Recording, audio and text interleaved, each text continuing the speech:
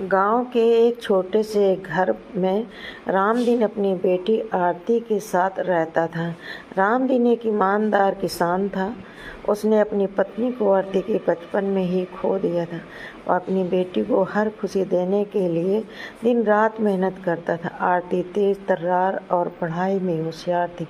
उसकी बड़ी ख्वाहिश थी कि वह डॉक्टर बने और अपने पिता का सपना पूरा करे, लेकिन गरीबी और संसाधनों की कमी उसकी राह में बड़ी चुनौती थी। एक दिन स्कूल में फीस न भर पाने की वजह से आरती को कक्षा से निकाल दिया गया।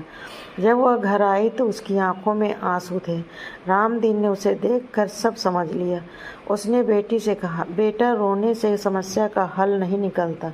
हमें मेहनत और विश्वास से अपने रास्ते बनाने पड़ते हैं। अगले दिन रामदीन ने गांव के साहूकार से कर्ज लेने की कोशिश की, लेकिन उसने मना कर दिया।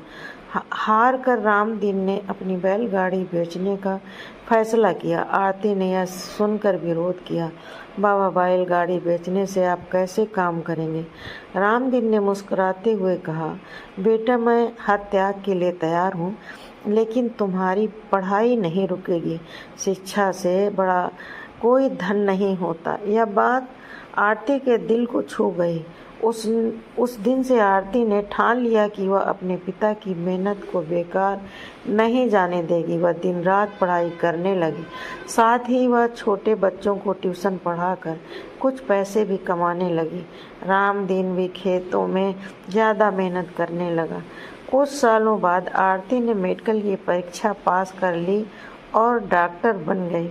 जब उसने पहली बार अपने पिता के पैरों पर सिर रख कर कहा, बाबा, मैं जो भी हूँ आपकी कुर्बानी और सिखाई हुई मेहनत की वजह से हूँ, तो रामदीन की आंखें भर आईं। रामदीन ने कहा, बेटा, जिंदगी में मुश्किलें आएंगी, लेकिन मेहनत और ईमानदारी से हर चुनौती का सामना किया जा सकता है। शिक्षा और चरित्र सबसे बड़ा धन है। यह कहानी हमें सिखाती है कि संघर्ष, मेहनत और शिक्षा के बल पर हम किसी भी मुश्किल को पार कर सकते हैं।